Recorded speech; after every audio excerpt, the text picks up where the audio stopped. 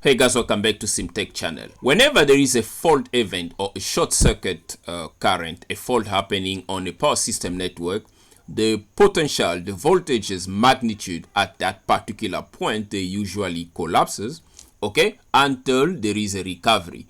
Basically, a switch event, a circuit breaker opening, clearing the fault, and the bus voltages recovered. Now this is very crucial because that brief moment, that brief period before the short circuit, before the circuit breaker opens, is very important for your particular load. Right now we've got a 4 megawatt load that is running well here at almost 0.09 kilo amps. But the problem is when a short circuit happens on this line here, this voltage that's sitting at 1.04 per unit will drop briefly before it recover when the breaker clear the fault. But when that voltage drop, the load here might not be happy for that, okay? Depending on the sensitivity of the load that you have attached on this bus bar, you need to make sure, you need to be certain of how deep these voltages are going to drop before they recover. That's very important when you're running transient stability analysis, okay? You want to know what's going to happen in that brief transient period before the system reach a steady state. Now this is not only when there is a fault, this is also when there are motor starting, things that switch events that might cause your voltages on the bus bar to dip. Great. Now having said that, in this tutorial I'm going to show you briefly, quickly, how you can actually visualize the voltage taking a dive and recovering after the breaker closes. To do that, we have to actually run an RMS simulations, okay, get our initial conditions and create a switch and a short circuit event, and then monitor the bus bar voltage using the RMS simulation plotting. So that's in a nutshell what we're going to do in this tutorial. So if you want to get this hands-on practical approach of analyzing your circuit, stay tuned. To set up a short circuit event here or a switch event on this particular line, you don't actually have to add a current transformer or a protective relay to monitor the line. You can just create a switch or a fault event and run your RMS simulation, and that is all you need to do, okay? But if you are maybe analyzing or designing a protection system, you might actually have to add a relay and a CT so you can actually get the correct settings. For illustration purposes, I'm going to add a CT and a protective relay, but we're not going to do the settings because that's a subject for another tutorial. So let's go ahead and grab the CT here. Actually, we need to grab the relay first, and I'm going to go ahead and just click over there, and we're just going to click on the bus like that. Then we come out, okay, then we escape, and the next thing we need to add is the current transformer. So let's go ahead and click on the current transformer, and we're going to come again on our circuit breaker, and we're going to click right there, okay, and we're going to link it to this relay over there, just like that, okay? So that's all you have to do, and now you've got your relay connected, okay? Now at this point here, if you run the simulation, obviously you're going to get problems here because your output here is going to say, well, there is no type for that relay, okay? So the load flow is not going to execute because there is a missing type. So you need to add a type for your relay and for your current transformer for that matter. So I'm going to go ahead and double click on the current transformer, and I'm going to select global, okay, and I'm going to come over here on relay and CT, and I'm going to select this particular one. I'm going to say okay, great stuff, and okay. Now I'm not going to change anything there. Then the next thing I need to do now is to change the settings for my relay because we've already selected the model for the current transformer. So now we need to select the model for the relay. So I'm going to double click on the relay, okay, and I'm going to select a global type.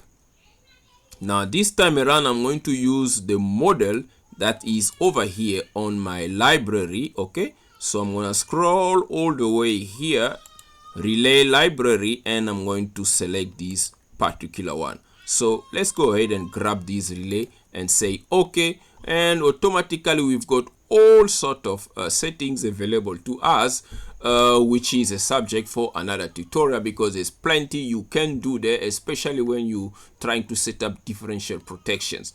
So let's say okay, and automatically you can see that we've got our relay and the current transformer ratio that's now showing up there.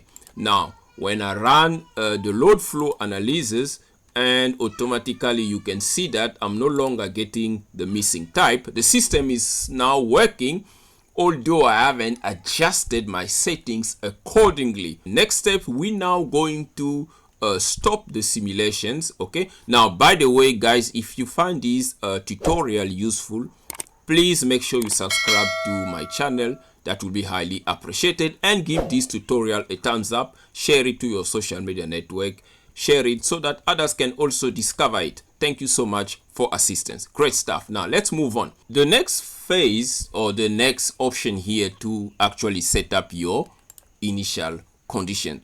Now this is very important. Why do you need to set up your initial conditions? We basically just completed the load flow analysis, okay, which basically compute and run the steady state parameters for this particular network.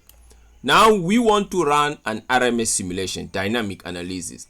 Now before we do that, we must first get the initial conditions, which basically initialize all the dynamics models, such as generators, exciters or governors, AVR systems. I actually discussed this particular subject on my previous tutorial. Okay, whereby you come on a generator here, you can see there is no plant model, okay, which is a problem if you need to run a dynamic analysis, because you need a model that will actually behave the way you want it to do. Now right now we don't have any model attached, which means we basically just running with the built-in DIgSILENT settings, okay, for modeling dynamic simulations. So in a sense, setting up initial conditions is so that the internal states of all these elements here, they remain consistent with the steady state operating point. Now these will ensure the system start in equilibrium, basically at time equal 0. So that's very important, because if you don't set up the initial condition, the simulation will produce incorrect result, because there is no reference point, there is no starting point to basically know where things are going to change. Okay, now having said that, let's go ahead and execute. Okay, now we've got our initial conditions, and you can actually see what are the parameters here on our initial conditions. Now next, after setting the initial conditions, obviously you can go ahead and execute your RMS simulations. But before we do that, let's basically first create our switch events here. Okay, so we click on the line where we want to have things happening, and we're gonna create first a short circuit event, and we want the short circuit to happen 0.1 seconds. Okay, and it's going to be a 3-phase short circuit, a symmetrical short circuit, and the fault location is 50% of the line, basically at the center of the line. So let's double check here, and the fault will be available at 50%. Okay, 0.5 kilometer. Then we say okay, and okay. Now the next event we need to create here is going to be the switch event. Okay, because right after the fault happened, we want to clear it 0.2 seconds later, and we want to open the circuit breaker. Now you can set up settings. Obviously, if you are using this current transformer and your relay, you can set up the settings so that a few seconds later, or a few milliseconds later, your circuit breaker can actually reclose. Okay, if you are certain that the fault have been cleared. Then let's go ahead and say okay. Then the next thing, just before you run your RMS simulation, is to actually add the parameters that you want to visualize using the DIgSILENT plot. So we're going to go ahead and click on this bus bar and this particular one and this particular one, and then we're going to basically define the result for RMS, not harmonics but RMS. Okay, and you can see that we've got all these three bus bar defined here. And we can go ahead and say close. Okay, then finally we can run our RMS simulation. You can define the time here. I'm going to say 4 seconds. Now remember, the fault and the switch events are happening much earlier, but we want to see what will happen in the entire 4 seconds. So we go ahead and execute. There we go. And as you can see, we have our fault occurring right here at 50% of the line, and this particular breaker is open, this breaker is also open, and you can see that this load here is actually still receiving power, but it's now dropped from 4 megawatt to 3.5 megawatt. Okay, and we can see that power is still being pushed from our slack bus bar down to this bus bar and feeding here. This particular line is no longer available because there is a short circuit there.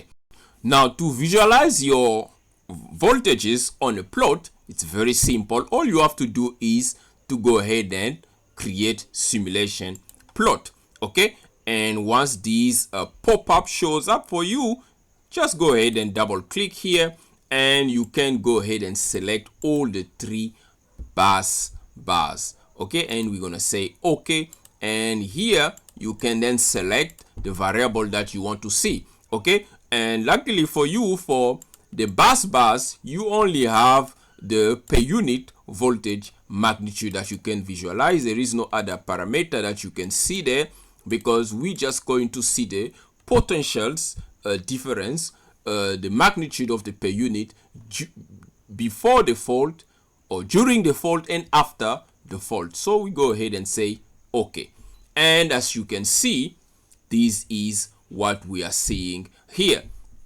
Okay, now let's just go ahead and do some adjustment there. There we go.